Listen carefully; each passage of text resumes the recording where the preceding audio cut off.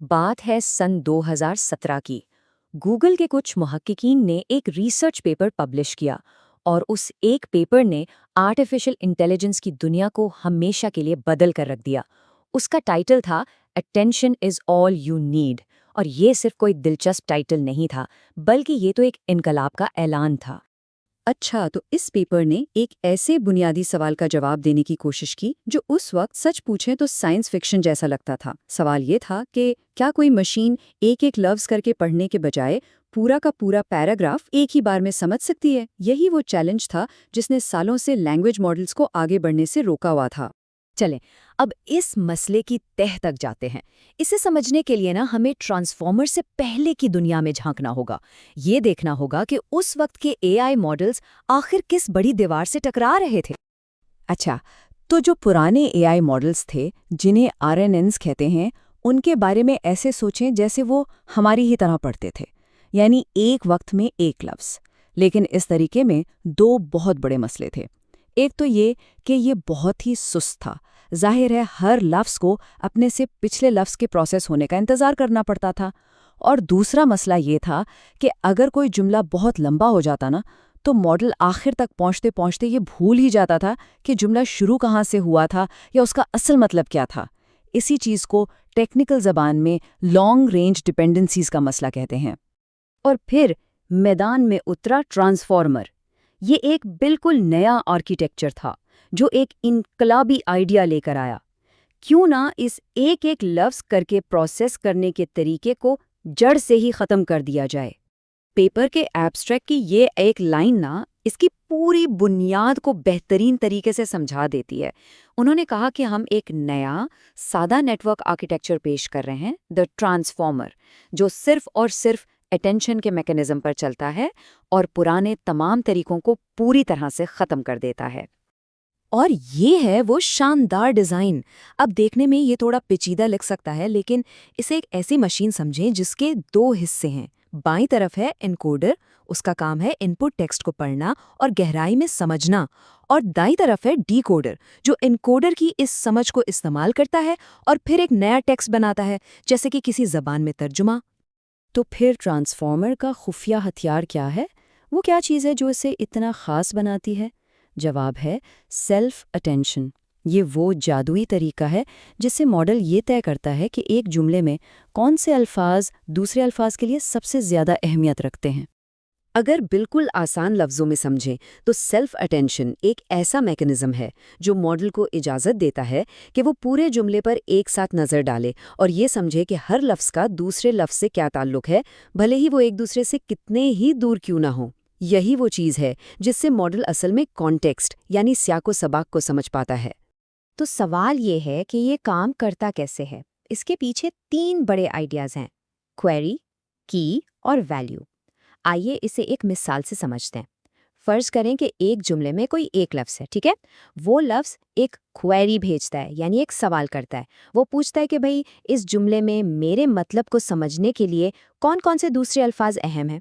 اب جملے میں موجود ہر دوسرا لفظ اپنا کی پیش کرتا ہے، جو ایک طرح کا لیبل ہے کہ میں یہ ہوں اور میرا یہ کام ہے۔ پہلا لفظ ان تمام کیز کو دیکھتا ہے اور فیصلہ کرتا ہے کہ کون سے اس کے سوال سے سب سے زیادہ ملتے جلتے ہیں۔ آخر میں جن الفاظ کے کیز سب سے زیادہ متعلقہ ہوتے ہیں وہ اپنی ویلیو یعنی اپنی اصل معلومات اس لفظ کو دے دیتے ہیں۔ تو اس سوال جواب اور میچنگ کے پورے عمل سے ماڈل ایک زبردست قسم کا نقشہ بنا لیتا ہے کہ کون سا لفظ کس سے کتنا جڑا ہوا ہے۔ ابھی جو ہم نے سمجھا وہ اٹینشن کا ایک بنیادی یونٹ ہے، لیکن ٹرانسفارمر یہاں پر اور بھی زیادہ ہوشیاری دکھاتا ہے۔ وہ یہ کام صرف ایک بار نہیں کرتا، بلکہ ایک ہی وقت میں کئی اٹینشن کے پروسیس ایک ساتھ چلاتا ہے۔ اسی کو کہتے ہیں ملٹی ہیڈ اٹینشن۔ اس کو یوں سمجھیں کہ جیسے ایک ہی جملے کو ایک ساتھ کئی ایکسپرٹس دیکھ رہے ہیں اور ہر ایکسپرٹ کسی الگ چیز پر کسی الگ اینگل سے فوکس کر رہا ہے۔ اور اس کا فائدہ کیا ہے؟ فائدہ یہ ہے کہ ماڈل زبان کے الگ الگ پہلوؤں کو ایک ہی وقت میں سمجھ سکتا ہے۔ ہو سکتا ہے ایک ہیڈ صرف گرامر پر دھیان دے رہا ہو، دوسرا لفظوں کے معنی پر اور شاید تیسرا جملے کی ساخت پر۔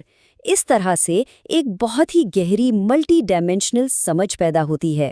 ٹھیک ہے، تو اب ان سب ٹکڑوں کو جوڑ کر دیکھتے ہیں کہ یہ پوری مشین آخر کام کیسے کرتی ہے۔ ہم واپس چلتے ہیں انکوڈر اور ڈی کوڈر کی طرف۔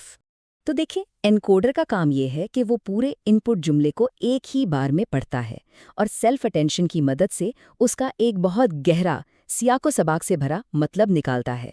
इसे ऐसे समझें कि वो एक आइडिया वेक्टर तैयार करता है। फिर डिकोडर इसी पेचीदा आइडिया को लेता है और आउटपुट बनाना शुरू करता है, एक एक लफ्ज़ करके। और हर लफ्ज़ बनाते वक्त वो मुसलसल एनकोडर की समझ को देखता रहता है ताकि आउटपुट बिल्कुल सही बने, जैसे कि एक बेहतरीन तर्जुमा। लेकिन यहाँ एक सवाल पैदा होता है। अगर मॉडल एक एक करके नहीं पढ़ रहा, तो उसे ये कैसे पता चलता है कि कौन सा लफ्ज़ पहले आया और कौन सा बाद में? इस बहुत बड़े मसले का हल है पोजिशनल एनकोडिंग। यह हर लफ्ज़ के साथ एक डिजिटल जिप कोड की तरह एक खास सिग्नल लगा देता है, जो मॉडल को बताता है कि ये लफ्ज़ जुमले में किस पोजीशन पर मौजूद है। तो आते हैं सबसे अहम नुक्ते पर। आखिर इस पेपर ने सब कुछ बदलकर क्यों रख दिया? इसका असर वाकई इनकलाबी था। सबसे बड़ा फायदा था पैरेललाइजेशन। याद है हमने बात की थी कि पुराने मॉडल्स को एक एक लफ्ज़ करके पढ़ना पड़ता था। ट्रांसफॉर्मर ने इस रुकावट को तोड़ दिया। वो तमाम अल्फाज को एक ही वक्त में यानी पैरेलल प्रोसेस कर सकता था, और सिर्फ इस एक तब्दीली का मतलब ये था कि मॉडल को ट्रेन करने का वक्त थोड़ा बहुत कम नहीं हुआ, बल्कि ड्रामाई तौर पर कम हो गया। और नताइज, वो तो खुद अपनी कहानी सुनाते हैं। इस पेपर ने मशीन ट्रांसलेशन के एक स्टैंडर्ड टेस्ट, जिसे ब्लू स्कोर कहते हैं, पर एक नया रिकॉर्ड बना डाला।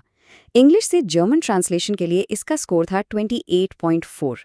अब ये सिर्फ एक नंबर नहीं है, ये कोई छोटी मोटी बेहतरी नहीं थी। इसने अपने से पहले मौजूद तमाम मॉडल्स को, बड़े बड़े मॉडल्स को भी बहुत पीछे छोड़ दिया, और वो भी बहुत ही कम ट्रेनिंग टाइम के साथ। और इसकी मिरास तो आज हम हर जगह देखते हैं।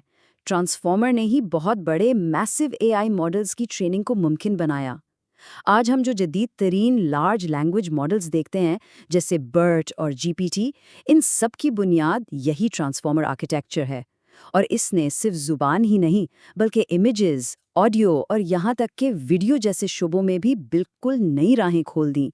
पेपर लिखने वालों ने खुद आखिर में लिखा था कि हम अटेंशन बेस्ड मॉडल्स के मुस्तकबिल के बारे में बहुत पुरजोश हैं, और सच कहें तो वो बिल्कुल सही थे।